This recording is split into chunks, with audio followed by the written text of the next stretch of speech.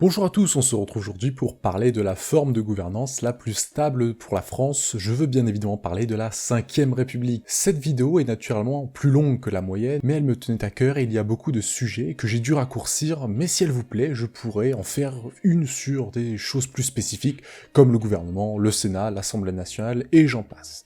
J'attends vos retours bien évidemment dans les commentaires. Alors pour ceux qui débarquent seulement maintenant, la 5ème République, c'est celle dans laquelle tout citoyen français vit actuellement au moment où je tourne cette vidéo.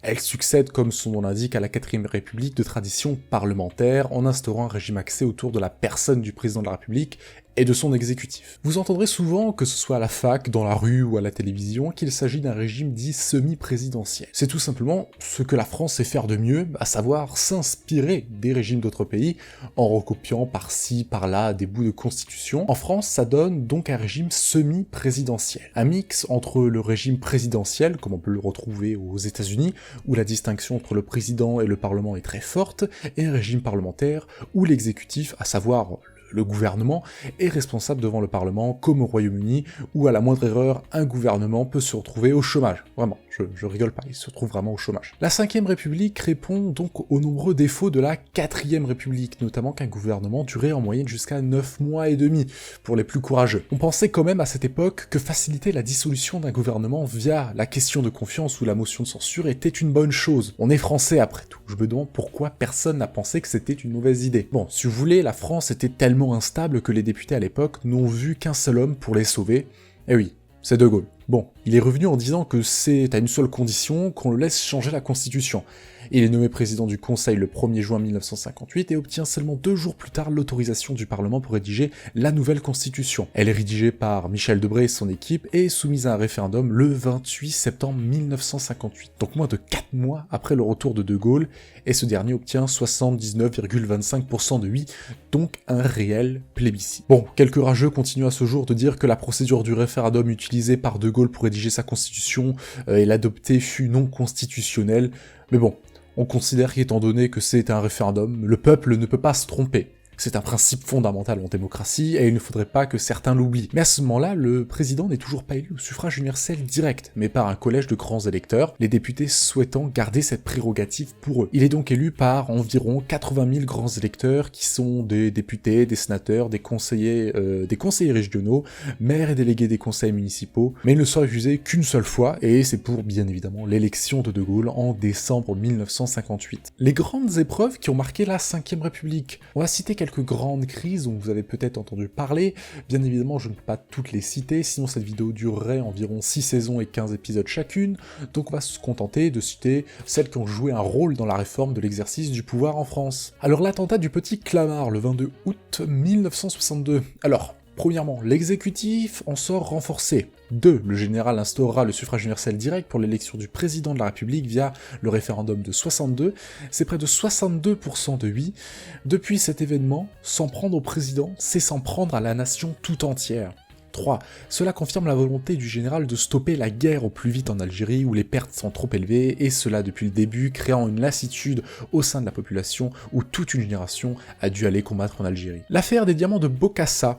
Dans les années 1970, Valéry Giscard d'Estaing fait un déplacement diplomatique en Centrafrique, dirigé à l'époque par le dictateur Jean Bédel Bokassa. Il se fait couronner empereur de Centrafrique, rien que ça. C'est un allié de la France, et donc en guise de cadeau diplomatique, il fera sortir du comptoir national du diamant, estimé à l'époque à 1 million de francs, pour son ami Valéry Giscard d'Estaing.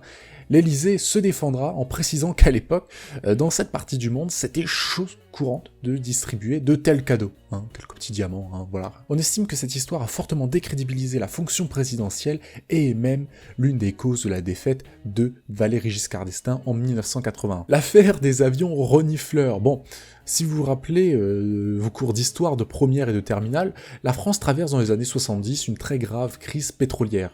Donc des inventeurs sont venus avec une idée révolutionnaire auprès du gouvernement français, C'est ça, c'est littéralement des avions renifleurs permettant de détecter la présence de pétrole. L'État va investir 1,5 milliard de francs, c'est énorme pour l'époque, et il s'avérait que ce n'était qu'une arnaque que le gouvernement tentera de cacher en vain, et ce scandale éclatera durant le premier mandat de Mitterrand en 83. L'exécutif en sort encore une fois décrédibilisé. Les écoutes de l'Élysée, c'est entre 1983 et 86, donc durant le premier mandat de Mitterrand toujours, que le président ordonne de mettre sur écoute illégalement plus d'une centaine de personnalités via la cellule antiterroriste, cette dernière ne recevant d'ordre que du président de la République. Je pense que vous le comprenez déjà, que l'exécutif en France et plus généralement la majorité au pouvoir, du fait du manque de contrôle, a fait face à beaucoup d'affaires. Nous pourrions encore citer les affaires Karachi, Clearstream, celle du sang contaminé, l'affaire Sarkozy qui est toujours en cours, le cas de Jérôme Cahuzac, et j'en passe bien évidemment. Ces qualités, mais voyons tout de même les qualités de cette 5ème République. Une de ces qualités est le fait que l'on a un président surpuissant. Alors attendez. Avant de me critiquer, en de bonne main, cela fait que le président est au-dessus de l'Assemblée nationale. Et oui, il en a la légitimité, car il est élu, comme les députés, au suffrage universel direct. Et donc de fait, selon l'auteur de la Constitution de la 5ème République, la Constitution prévoyait de manière implicite que le président de la République soit la clé de voûte, qu'il soit au-dessus des jeux politiciens. Mais ça, on ne peut le dire que jusqu'à Valéry Giscard d'Estaing à peu près. En effet, après De Gaulle, l'utilisation des référendums pour légitimer sa politique au plus près du peuple sera abandonnée. Par manque d'envie, ou plutôt par peur que le peuple ne vote mal. Mais j'ai une question pour ceux qui pensent que le peuple en démocratie peut avoir tort. Qui pensez-vous a alors toujours raison? Une deuxième qualité rare dans nos institutions, elle est stable. Et oui, car justement la rigidité de cette institution et la quasi-invincibilité du président fait que les deux chambres, Sénat et Assemblée nationale, ne peuvent pas, pour des raisons purement politiciennes, le destituer via une simple question de confiance par exemple. Ça sera, si vous l'avez remarqué, souvent le Premier ministre, ou un de ses ministres qui sera le bouc émissaire face à la masse. Ses défauts, bien évidemment un président surpuissant. En l'occurrence, c'est bien, car ça permet de réformer, c'est l'argument de base que vous pouvez entendre régulièrement, mais n'oublions pas que De Gaulle, ainsi que toutes ces grandes réformes, sont toutes passées par l'approbation du peuple, qui était le seul souverain via de nombreux référendums. De Gaulle souhaitait, et il le disait, un président élu au suffrage universel direct, afin de lui donner une légitimité face à l'Assemblée nationale. Mais ce dernier n'a jamais souhaité qu'un successeur abuse de son pouvoir en ignorant la volonté nationale, comme nous le voyons depuis quelques années, voire quelques mois. Une assemblée non représentative, c'est une remarque qui revient très souvent, notamment lors des législatives et l'élection de Macron, il n'y aura rien changé. Des partis comme le Front National, Rassemblement National aujourd'hui, comptent 8 députés, après avoir fait un score de 9% législatif. La France Insoumise, elle, après avoir fait 5%, en compte 17.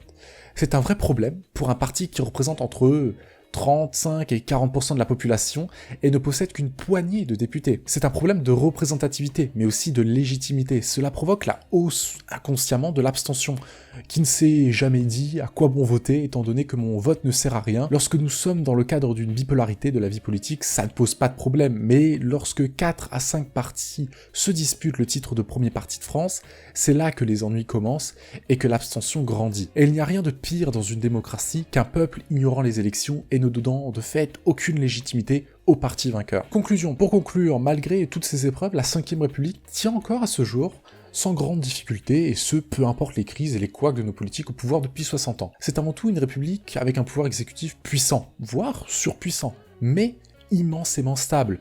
Beaucoup de nos voisins européens ne peuvent pas en dire autant.